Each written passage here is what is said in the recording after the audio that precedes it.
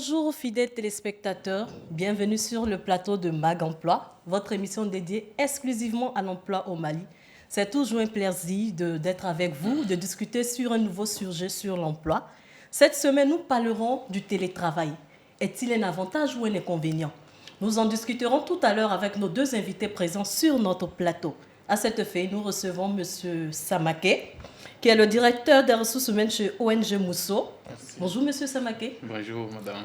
On rappelle que ça fait la deuxième fois que nous vous recevons sur le plateau de Mag Emploi. Tout à fait. C'est un plaisir de vous avoir. Plaisir de partager. Bienvenue encore et bienvenue. Merci beaucoup. Donc nous recevons également M. Bourama Kelly, qui est spécialiste ressources humaines et paie chez Plan International. Bonjour M. Kelly. Bonjour Sandrine. Bienvenue sur le plateau de Mag Emploi. Merci beaucoup. C'est un plaisir aussi de vous avoir. Le plaisir de partager également. D'accord. Donc sans plus tarder, chers téléspectateurs, nous passons directement à la discussion avec nos deux invités qui sont présents sur le plateau. Ok. Merci beaucoup Sandrine pour la parole. Donc, M. Samake, vous allez bien? Je vais bien, madame. Merci d'être là encore avec nous sur ce plateau. Merci, merci. D'accord. Donc, comme Sandrine l'a dit, nous parlons du concept du télétravail aujourd'hui. Pour vous, c'est quoi le télétravail? Ok, merci beaucoup, Kamissa. Merci, Sandrine. Nous disons grand merci à nos téléspectateurs qui ne cessent de nous regarder, qui nous encouragent d'ailleurs. Ouais. Voilà. Donc, pour répondre à votre question, le concept de télétravail, par définition, à mon avis, on pourrait dire qu'il s'agit d'une pratique consistant à effectuer à distance son travail intellectuel, son travail de bureau, via télécommunication. Oui. En d'autres termes, le télétravail peut désigner un mode d'activité professionnelle où les tâches qui pourraient être accomplies au sein des locaux de l'entreprise à distance sont exécutées en dehors de l'entreprise. Et donc, c'est là à travers des outils technologiques de l'information, principalement aujourd'hui à travers un ordinateur branché à Internet, les smartphones, via une ligne téléphonique. Voilà en gros la définition que l'on peut attribuer au concept de télétravail. D'accord. Merci. Et avec la crise sanitaire, plusieurs employeurs ont opté pour le télétravail. Comment le viviez-vous en tant qu'employeur? Ok, c'est une très bonne question. Et avant de répondre à la question, permettez-moi de vous donner juste un aperçu par rapport à notre organisation. À mon avis, cela va vous permettre de comprendre réellement comment nous avons vécu le concept de télétravail en temps réel. Donc, Mousso, c'est une organisation non gouvernementale qui évolue dans le cadre de la promotion de la santé communautaire. Donc, en complicité positive avec le ministère de la Santé, des gouvernements des pays avec lesquels nous sommes partenaires, Mousso développe, n'est-ce pas, des stratégies de promotion de la santé pour tous. Et donc, cette dite stratégie passe notamment par la prévention, à travers la sensibilisation par rapport à comment se maintenir en bonne santé, et les soins sans frais pour les patients, même jusqu'à domicile. Donc, les soins sont fournis aux patients même jusqu'à domicile. Donc, c'est dans ce contexte qu'il faut comprendre que Mousso, même avant la déclaration du premier cas testé positif, n'est-ce pas, au coronavirus au Mali, Mousso a pris des dispositions pour la protection, n'est-ce pas, de son staff et leur famille, donc contre la pandémie en question. Donc le télétravail, il faut noter, excusez-moi, était une des dispositions la plus encouragée et soutenue par notre organisation en son temps. Donc pour répondre à votre question, il faut noter que le début n'a pas été facile chez nous. Donc d'un côté, les managers ont eu un peu de mal à suivre, n'est-ce pas, la réalisation des livrables avec leurs supervisés. Et de l'autre côté, les superviseurs aussi de leur côté ont eu un peu de mal à s'adapter à ce nouveau concept, n'est-ce pas, de ce nouveau mode de travail qui s'impose, n'est-ce pas, car ils devaient désormais s'organiser. Il y a l'auto-organisation, et organiser leur temps pour être désormais redevables en termes de résultats et non pas en termes de présence permanente au bureau. Donc voilà un peu ce que je peux dire par rapport au concept de télétravail. Okay. D'accord. Donc, merci. Et M. Kelly, est-ce que vous, en tant qu'employé, comment vous avez vécu ces concepts-là? quand vous étiez en télétravail? Ok, merci beaucoup Sandrine. Permettez-moi de vous souhaiter en tout cas bonne et heureuse année 2022. Merci Et beaucoup. voilà. Du coup, je pense que comme mon collègue l'a dit, M. Somaké, en fait, le concept de télétravail, ça date, c'est pas d'aujourd'hui en fait, et ni de la crise de Covid-19. Donc, ça date depuis des années, je pense que depuis 1999. Les Européens quand même ont développé ce concept-là. Alors, en fait, c'est mis en œuvre pour permettre le staff, en tout cas, de pouvoir travailler hors du bureau, à distance. Voilà. Donc, le concept du télétravail est venu dans ce sens, pourvu que tout le monde ne soit pas dans le bureau pour travailler et tout le monde n'a pas le même temps et surtout les mêmes dispositions pour pouvoir être au bureau et travailler chaque jour. Donc le concept du télétravail est venu pour désengorger non seulement les bureaux, mais aussi les tâches également. Donc les Européens ont adopté ce système-là depuis 1999. Et actuellement, en France, c'est plus de 19 millions, d'après les statistiques que j'ai vues, qui continuent de pratiquer le télétravail depuis 2017. Donc, le concept, ça permet également quand même d'être organisé, comme il l'a dit, et que le staff soit organisé et de pouvoir pratiquer ce télétravail-là du bureau. En fait, c'est comme votre bureau que vous amenez avec vous au niveau de la maison. En fait, on peut même le mettre on peut télétravailler sans même être au bureau et ni à la maison. Donc, dans un café, dans un cyber, dans un espace public, vous pouvez travailler, faire le télétravail.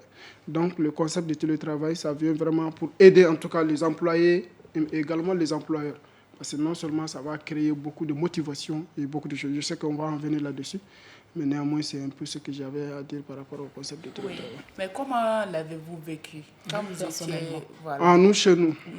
Alors moi, quand même, depuis en avril 2020, voilà, donc depuis lors de déclaration du premier cas, on a opté depuis le 5 avril, je me rappelle bien, donc on a opté pour le télétravail pour tous les staffs en ce moment-là, pendant quelques jours chez nous. Donc, et après ça, on était obligé de revenir. Et comme le gouvernement d'ailleurs l'a fait, et beaucoup de privés, ils l'ont fait. Donc, du coup, après, on est revenu au bureau. Et là, c'était au cas par cas.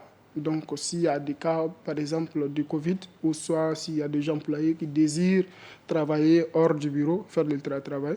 Donc, il y a également des dispositions qui ont été mises en place pour pouvoir télétravailler. Parce que voilà, c'est des règles aussi. On ne peut pas faire le télétravail aussi comme on veut. Et il faudra avoir des accords, il faut avoir des principes et il faut respecter certaines procédures. Donc chez nous, c'est ce qu'on a mis. On a mis des règles que les employés qui désirent aller faire le télétravail, il faut qu'ils les adoptent. Voilà. Et même si souvent c'est l'entreprise, c'est l'organisation qui met les gens dans le télétravail également, il faudra remplir, surtout il y a des formulaires que vous devez remplir avant d'aller surtout soumettre à la validation de votre superviseur pour qu'il puisse se valider. Ensuite, vous avez l'aval d'aller faire le télétravail. Donc, avec ces formulaires-là, et vous le remplissez au début et à la fin également, vous serez évalué sur votre performance que vous avez fait au niveau pendant le jour de télétravail. D'accord. Et M. Somaké, est-ce que vous pensez que la productivité d'un employé peut être différente il travaille à distance? Ok, merci. Ou en tant que responsable des ressources humaines? Tout à fait. Voilà. Ok, merci pour cette belle question. Je pense que ça vaut la peine d'en discuter. Oui, à mon avis, je pense que la productivité, je vais dire, la productivité d'un employé peut être différente à distance de façon positive, à condition que certains préalables soient vraiment au rendez-vous. D'abord, comme préalable essentiel, il faut noter qu'il doit exister d'abord un plan mensuel qui définit les objectifs et résultats clés. Donc, bref, une meilleure productivité de l'employé, n'est-ce pas, dépend d'une complicité positive entre le superviseur et le supervisé. Donc, si le superviseur, n'est-ce pas, est vraiment organisé, donc de cette façon, il y a de fortes chances que, n'est-ce pas, la productivité de l'employé soit vraiment au beau fixe. D'accord. Donc, comment est-ce que, M. Sama, que je reviens encore vers vous, comment est-ce qu'on peut vraiment vérifier le travail d'un employé qui est en télétravail? Bien, pour moi, c'est simple. Comme je l'ai dit tout à l'heure, c'est à partir des livrables qui ont été confiés, n'est-ce pas, à l'employé. Donc, chez nous, nous faisons des points hebdomadaires pour suivre le déroulement des activités, n'est-ce pas, conformément au plan convenu, n'est-ce pas, avec chaque employé. Donc, le point est fait sur le niveau d'avancement des résultats attendus liés à chaque objectif. Donc, c'est de cette façon, effectivement, qu'on peut, n'est-ce pas, contrôler, n'est-ce pas, le rendement d'un employé. D'accord. OK. En tant que responsable, quelles sont les limites du télétravail pour vos collaborateurs? Bien, c'est une très bonne question. Je pense que le télétravail, comme toute innovation d'ailleurs, ont des limites. Donc, puisque nous parlons aujourd'hui du télétravail, je pourrais vous citer environ 3 limites que moi je peux évoquer. Dans un premier temps, il y a l'organisation de nos familles africaines, en ce sens que nos chambres à coucher, par exemple, et nos salons sont souvent utilisés comme bureaux dans le contexte du télétravail. Et donc, vous le savez, en Afrique, ces espaces ne sont jamais presque privés, donc pas propices pour une meilleure concentration au travail. Ça, c'est un. 2, il y a, en tant que parents, surtout nos collaborateurs féminins, peuvent se voir souvent submergés par les travaux ménagers quand ils sont à la maison. Elles sont à la maison, je veux dire. Donc, et nous-mêmes, en tant que parents, souvent, on joue quelquefois le juge pour les enfants. Donc, il y a tout le temps des petites perturbations quand on est à la maison. Donc, troisième, il faut ajouter à cela, à tout cela, c'est-à-dire les défaillances liées, par exemple, aux sources d'alimentation en électricité. Vous savez, en Afrique, le plus souvent, l'électricité est toujours un problème. Donc, à cela aussi, il faut ajouter le début de la connexion. Quelquefois, la connexion est défaillante ou même la connexion n'existe pas. Sans oublier aussi les outils technologiques que nous utilisons, les téléphones que j'ai cités par moment, et les ordinateurs, et même les autres aspects liés qui constituent des conditions pour le télétravail. Donc, c'est entre autres limites que l'on peut citer et évoquer par rapport au télétravail. D'accord. Monsieur Kelly, est-ce que les limites que M. Samake vient de citer, est-ce que vous vous retrouvez dedans? Est-ce que vous avez vécu ces limites-là aussi, quand vous étiez en télétravail? Oui, évidemment. Quand il a déjà dit, quand on est en Afrique, souvent c'est des choses auxquelles on peut se confronter. Effectivement, parce que quand on parle de télétravail, il faut forcément avoir un lieu, en tout cas un local, ou bien un petit coin où vous pouvez en tout cas faire votre télétravail tranquillement. Et c'est ce qui n'est pas évident, surtout en regardant nos familles qui sont des familles avec un nombre en tout cas considérable de personnes. Donc pour moi, personnellement, ce que je fais, en tout cas, je vais parler de l'expérience que moi je continue d'ailleurs de faire. Voilà, en fait, j'ai aménagé dans ma maison même, j'ai aménagé un petit coin, voilà, quelques centimètres, avec ma petite chaise et surtout une table que j'ai achetée. Donc, et j'ai aménagé ça dans un coin de ma maison où j'ai fermé. Voilà, c'était un peu, c'est une maison que moi-même j'ai fabriquée juste pour pouvoir télétravailler et être un peu tranquille parce qu'effectivement avec la famille, certes, voilà, on est là, on est à côté de la famille, souvent il faut être avec la famille, il faut être solidaire et essayer de prendre en tout cas en charge surtout la famille, prendre en considération les enfants qui viennent. Donc, ce n'est pas évident. Donc, c'est l'alternative que je puis en tout cas mettre en place, c'est ça. C'est de pouvoir mettre ces tables et aussi acheter. J'ai ma connexion qui est là. À la maison, j'ai déjà du Wi-Fi. Donc, je mets ça et là, voilà, ça me facilitera en tout cas de pouvoir faire même le call parce que chez nous, on fait beaucoup de calls, de réunions d'ailleurs virtuelles. Et en tout cas, je suis un peu tranquille pour le moment. En tout cas, je suis tranquille dans mon coin. Okay. Et là, je fais exactement mon travail comme je dois le faire. Voilà, ça, je conseille d'ailleurs, je pense que c'est la seule façon. Donc, ça veut dire qu'actuellement, vous continuez de pratiquer le télétravail? Si, même toute la semaine, bon, presque depuis déjà 3 jours comme ça, je suis à la maison. Voilà, je pratique le télétravail. Donc, c'est fréquent. Voilà, donc, surtout actuellement avec la situation là, donc il faut vraiment il faut désengorger les bureaux, mais également il faut désengorger le travail pour pouvoir être un peu performant. Parce que le télétravail aussi, ce n'est pas seulement d'aller à la maison, c'est que les gens oublient d'aller travailler à la maison et faire ce que vous voulez. ça nous permet non seulement d'être avec la famille, mais également de vous concentrer à un moment donné, de pouvoir faire votre travail et ensuite avoir une récréation. Voilà. Mais tout ça, la concentration, elle est toujours à vérifier. Hein. Parce que est-ce que c'est vraiment possible de se concentrer et puis... Oui, c'est possible. En fait, il avait souligné au début, tout dépend de comment la personne s'organise. Parce qu'il faut vraiment une organisation en bonne et due forme pour quelqu'un qui veut vraiment le travailler. Parce que vous êtes un professionnel et vous mettez en tête que vous devez travailler et il faudra que... Vous avez des objectifs en fait. Donc, si vous déclinez votre objectif, vous serez évalué là-dessus. Donc là, on vous donne des objectifs, des tâches à effectuer. Et là, il faut vous organiser à comment est-ce que je peux faire ça jusqu'à telle heure avec la pause. Vous pouvez prendre pause café, après pause déjeuner, et ensuite jusqu'à l'après-midi. Donc, c'est une organisation en réalité. Moi, ce que je fais, en tout cas, j'ai 2 pauses avant la descente. Voilà, une pause café, ça, je le prends. Le matin, quand je me réveille, je prends ma pause d'abord avant de pouvoir continuer. Donc, ensuite, si je suis fatigué, je peux faire un tour dans ma maison et je reviens encore et je m'assois. Parce que s'asseoir aussi, souvent, c'est pas confortable également. Il faut noter cela. Certes, les chaises ne sont pas confortables à un moment donné, mais voilà, il faut s'adapter. Il faut, dans toute situation exceptionnelle, il faut aussi des mesures exceptionnelles. Donc, il faut s'adapter pour pouvoir télétravailler. D'accord, c'est bien noté. Monsieur Samaké, est-ce que vous pouvez nous donner quelques avantages du télétravail pour vos collaborateurs, par exemple? Bien, comme avantage, je pourrais citer le fait que le télétravail donne moins de contraintes. Ça donne moins de contraintes et moins de temps gaspillé. Dans les transports par exemple. Il y a aussi une autonomie accrue, n'est-ce pas, et une gestion personnalisée du temps de travail. Donc ça, ce sont les avantages. Mais il faut aussi noter que certains de ces avantages, ces atouts peuvent se révéler comme étant quand même des handicaps liés au télétravail mal perçus par les employés et mal préparés. Voilà. C'est ça. D'accord. Donc, Kelly, vous, en tant qu'employé, quels sont les avantages du télétravail pour vous? Alors, comme je viens de le dire, les avantages sont nombreux. Et voilà, il faut quand même... Bon, on ne peut pas citer tout, mais néanmoins, je sais quand même...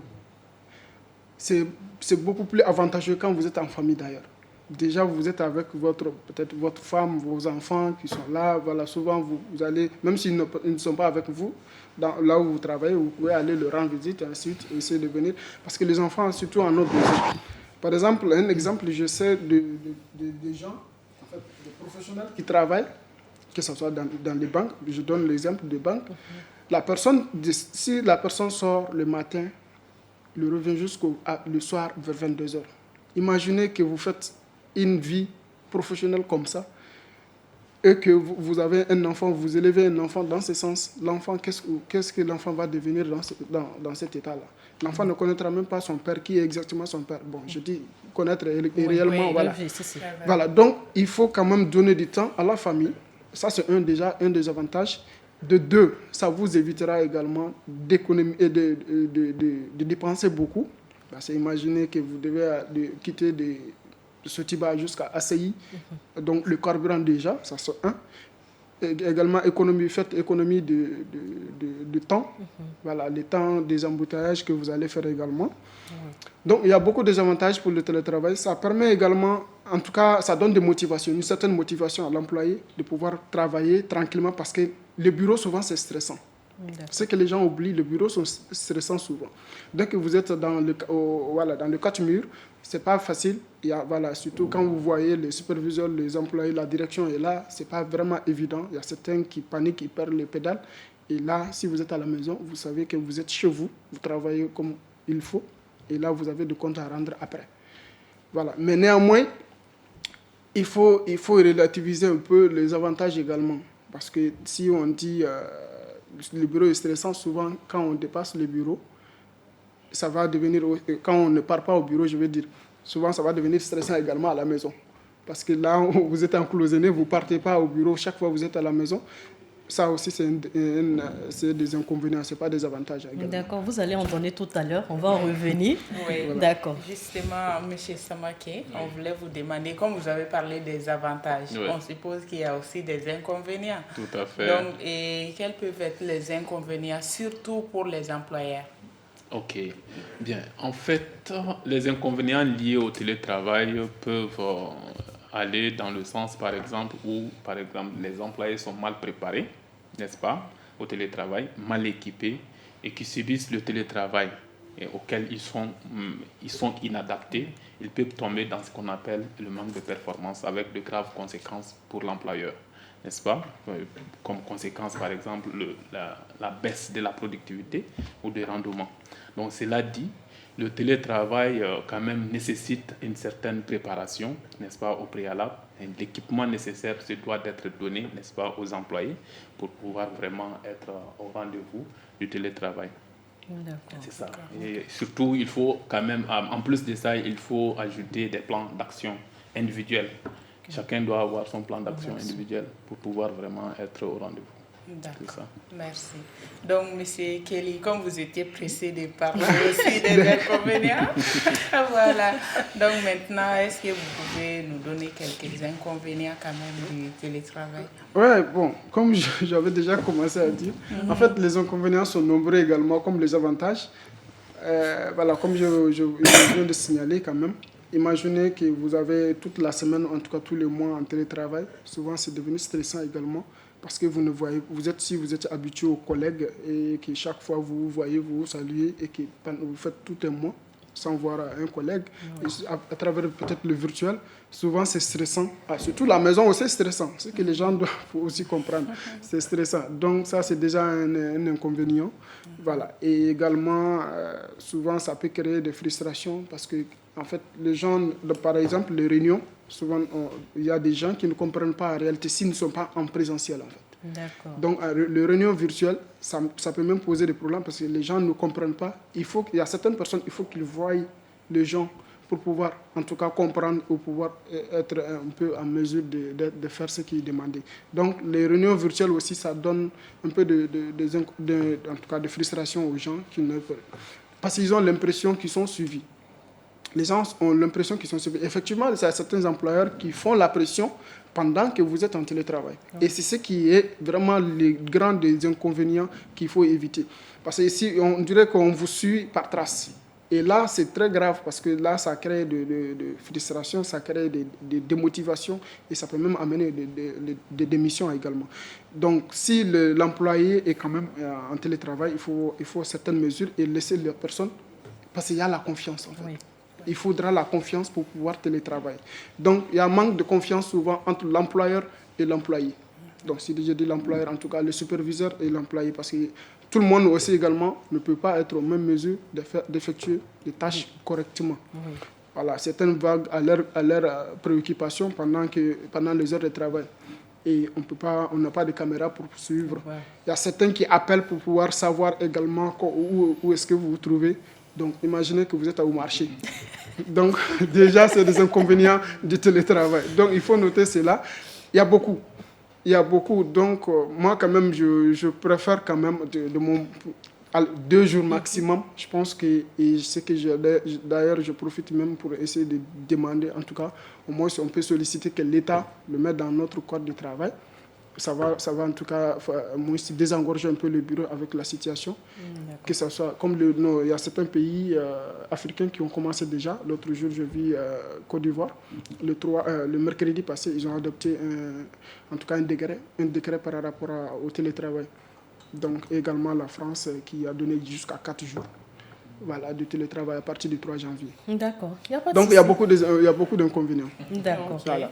Donc, c'était la prochaine question même. Mais comme vous avez déjà donné votre avis par rapport à ça, on va demander à M. Samake. Est-ce que vous pensez que le télétravail doit être intégré dans les habitudes des Maliens surtout? Tout à fait. Pour moi, ce serait bien si on pouvait considérer le télétravail dans les habitudes de travail au Mali pour 2 raisons. La première, c'est que le télétravail favorise, n'est-ce pas, la productivité. et donc une meilleure qualité de vie pour les salariés. Ne serait-ce que ça favorise la motivation. Il y a aussi la baisse de l'absentéisme. Voilà. Donc, deuxième raison, c'est une occasion d'économie d'échelle. Parce que les locaux, par exemple, les logements, comment je vais dire, les frais de location des locaux qui ont servi au bureau, et des éventuelles prises en charge, n'est-ce pas, des frais de transport et d'autres frais de fonctionnement. Donc, pour ces raisons, je pense qu'il serait intéressant si le Mali pouvait considérer le télétravail dans nos habitudes et même insérer ça dans le code du travail, ce serait très bien. Donc, aujourd'hui, pour vous, question rapide, est-ce que vous pensez que le télétravail est plus un avantage ou un inconvénient? Bon, je pense que c'est un avantage également de nos jours, avec la situation que nous vivons, non seulement de sécurité, mais également de l'insécurité et également de la Covid. C'est un avantage beaucoup plus qu'un inconvénient. Voilà. Bien, oui. Et comme il a dit, juste je vais rebondir sur également le mettre dans le code du travail. Il faut quand même signaler quand même que tout le monde ne peut pas faire le télétravail. Et c'est assez clair. Il faudra mettre en tout cas des jalons pour que les gens, en tout cas l'État doit peut-être recenser les tâches ou les emplois, comme on dit dans l'État, les emplois qui peuvent faire le télétravail. Tout le monde ne peut pas le faire et il y a certains postes, un caissier par exemple ne peut pas faire un télétravail, un gardien. Donc il faut quand même mettre, et là aussi donner une liste de gens qui peuvent le faire sans pour autant frustrer ceux qui ne peuvent pas le faire. Parce que si vous ne spécifiez pas, là, un gardien ou un cuisinier qui va se sentir biaisé parce qu'il va dire, voilà, lui, il est staff comme lui, mais pourquoi il ne part pas en télétravail? Et là, je pense que c'est beaucoup plus dans le code du travail que dans l'État, en fait. Parce que ça peut régir les privés que plus que l'État. Ok, il n'y a pas de souci. Rapidement, on va aller rapidement. Monsieur Samaké, est-ce que vous pouvez nous donner 2 conseils rapidement aux employeurs pour la bonne pratique du télétravail? Bien. D'abord, je pense que le conseil phare consiste dans l'élaboration d'un plan d'action mensuel, n'est-ce pas, avec des objectifs annuels. Les plans d'action mensuels doivent être issus des objectifs annuels assignés à l'employé. Donc, ce plan d'action doit définir, n'est-ce pas, des objectifs et aussi des résultats clés attendus liés à chaque objectif. Donc ça, c'est la première des choses. D'abord, au manager, n'est-ce pas, en tant que manager, moi, humblement, je conseille d'être, n'est-ce pas, des leaders et non pas des chefs. Comme on aime le dire très souvent, n'est-ce pas, être chef, pour moi, c'est pas très très bien dans la mesure où le chef donne des ordres, n'est-ce pas, alors que les ordres là ne font pas appel à la créativité de l'employé, je vais dire. Et du coup, ça constitue une grosse perte pour l'employeur. De l'autre côté, je voudrais peut-être que les employeurs ou encore les managers se considèrent plutôt comme des leaders, car le leader donne des orientations et redresse aux besoins. Donc nous avons ici l'avantage de profiter de la créativité, l'esprit de créativité de l'employé, dans la mesure où ce dernier, n'est-ce pas, développe l'estime de soi.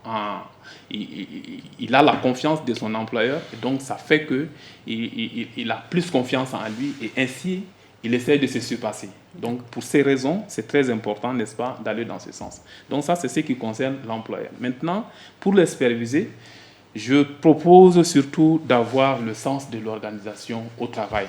Le sens de l'organisation au travail. Il faut avoir le courage de faire un plan, son plan de travail propre à lui, parce que vous êtes laissé à vous-même en quelque sorte. Donc vous devriez en ce moment proposer un plan de travail et avoir le courage de le défendre lorsque votre superviseur ne vous le propose pas. Donc c'est cela, quelques conseils que je peux, n'est-ce pas, donner à l'égard des 2 collaborateurs, c'est-à-dire les 2 parties, l'employeur et l'employé. Ok, c'est bien compris. Monsieur Kelly, 2 conseils rapidement aux employés. Aux employés. Alors, comme il a dit, effectivement, c'est tout part d'une bonne organisation pour pouvoir faire exactement son travail. Donc, je conseille quand même d'être vraiment ordonné et surtout organisé pour pouvoir effectuer son télétravail. Alors, et également, il faudra peut-être, si les employeurs aussi peuvent mettre un peu à disposition certaines choses, parce que imaginez que vous devez avoir la connexion Et pour pouvoir faire des calls, il faut certaines mégas pour pouvoir effectuer le call. Donc là aussi, c'est le coût. Bon, si les employeurs peuvent en tout cas faire ça aux employés, c'est des choses qui peuvent en tout cas motiver les gens. Et quand un employé est en télétravail, je pense qu'il a beaucoup plus de temps de pouvoir en tout cas concilier sa vie privée ainsi que sa vie professionnelle. Parce que c'est très important, les gens l'oublient. Effectivement, un employé qui n'est pas à l'aise à la maison, même s'il vient au bureau, en fait, physiquement, il est au bureau, quoi. Oui. Physiquement, il est au bureau, mais psychologiquement, il est à la maison.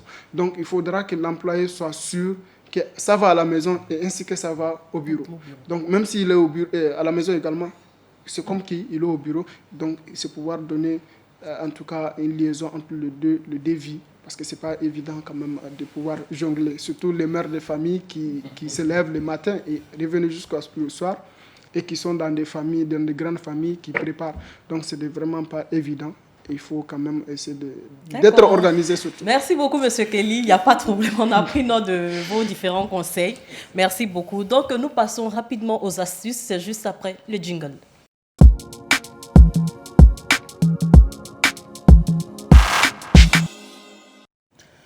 Ok, les astuces d'aujourd'hui, c'est comment maintenir sa productivité en entreprise. Donc pour cela, nous vous proposons ces différents points. Tout d'abord, il faut éviter de faire plusieurs tâches en même temps. Donc pour être efficace dans son travail, il est nécessaire de scinder les tâches par ordre de priorité, par ordre d'urgence. C'est vrai que vous avez peut-être beaucoup de tâches à faire ensemble. Votre manager vous a demandé de faire ça et vos collaborateurs aussi vous ont demandé de faire autre chose. Mais c'est à vous de vous organiser pour commencer par les tâches qui sont prioritaires et terminer par les moins importantes. Ensuite, il faut prendre le temps de faire des pauses. Donc, et ce que l'on doit savoir, c'est que tout esprit a besoin de faire des pauses. Après plusieurs longues heures de travail, il faut prendre un temps pour se divertir, pour penser à autre chose. Ça vous permettra même de vous reconcentrer, de recommencer avec motivation et d'être performant quand vous allez recommencer. Ensuite, il faut déléguer des tâches. Cela est important. L'on a tendance à vouloir tout faire, surtout souvent des responsables. Ils ont peut-être peur de confier leur travail à une autre personne. Non, il ne faut pas faire cela. C'est pour cela qu'il y a des assistants, il y a des stagiaires aussi qui sont là. Par exemple, souvent, il y a des stagiaires qui sont là. Ils sont venus pour apprendre des choses. Ils ne sont pas là pour faire du thé ou bien pour faire les courses des responsables. Donc, il est nécessaire pour vous, en tant qu'employeur, de déléguer souvent vos tâches pour que ces stagiaires aussi puissent apprendre quelque chose de vous. Donc, le fait de déléguer les tâches, ça permettra à vos collègues, ça crée déjà la confiance. Et puis, ça permettra aussi une bonne ambiance entre vos collaborateurs et tout. Ensuite, il faut définir des objectifs et des deadlines. Ça, c'est très important. Quand on vient dans l'entreprise, quand on commence à travailler, il faut définir des objectifs, surtout par exemple quand on est commercial. Depuis le début de l'année, il faut établir des objectifs. Je vais atteindre tel nombre de clients, par exemple, par mois, par semaine, et par mois ou bien par année. Donc, vous allez mettre des stratégies, des plans d'action pour pouvoir atteindre ces objectifs-là. Ensuite, il faut définir les horaires de travail. Cela est très important, surtout quand on est à un certain niveau, à des postes de responsabilité, on n'a même pas de vie de famille ou autre chose. On passe le long de la semaine, du mois à travailler. Il faut définir des heures de travail. Vous travaillez lorsque vous êtes au bureau, mais quand vous venez à la maison, il faut échanger avec la famille, il faut jouer avec les enfants, il faut faire le social, il faut faire autre chose. Cela est nécessaire, cela est important. Donc, c'était ces quelques conseils que nous avons eus aujourd'hui pour nos fidèles téléspectateurs. Ok, merci beaucoup Camissa. J'espère que ça va aider Surtout aussi, comme on parlait du télétravail, on parle de l'organisation. Donc, ces points aussi rejoignent ce que M. Samake et M. Kelly viennent de dire par rapport à l'organisation et tout, pour pouvoir être plus performant, même si vous êtes en télétravail. Voilà, donc, chers invités, nous sommes à la fin de l'émission. Merci. Nous vous remercions. Monsieur Samake, nous vous disons merci. Merci Comme je beaucoup. dis, c'est la deuxième fois encore. On espère qu'il y aura encore une troisième fois. Il n'y a pas de souci. Je suis à votre disposition. Donc, merci pour votre participation. Merci pour tous ces conseils que vous avez donnés. Oui. Voilà. Merci aussi à Monsieur Kelly d'avoir participé, d'avoir donné son expérience d'employé qui vit, qui a vécu et qui continue de vivre le télétravail. Merci à vous. Et on espère aussi vous revoir une autre fois pour un autre sujet sur l'emploi. En tout cas, je suis disponible. Il n'y a pas de souci. Voilà. D'accord, soyez-en que c'est sûrs, pour on va servir. vous rappeler, ça c'est sûr. Il n'y a pas de souci. Merci beaucoup. D'accord, donc voilà. Donc C'est un merci également à nos téléspectateurs, nos fidèles téléspectateurs qui sont fidèles à nous, qui sont fidèles à Mag Emploi. Sachez que Mag Emploi, c'est votre émission. C'est l'émission des chercheurs d'emploi, c'est l'émission des recruteurs, c'est l'émission des employeurs. Donc, restez toujours connectés à cette émission-là. Nous rappelons que cette émission a été préparée et présentée par Mali Bara, votre site par Excellence de recherche d'emploi au Mali. Nous nous retrouverons la semaine prochaine sur Joliba TV News. D'ici là, portez-vous bien.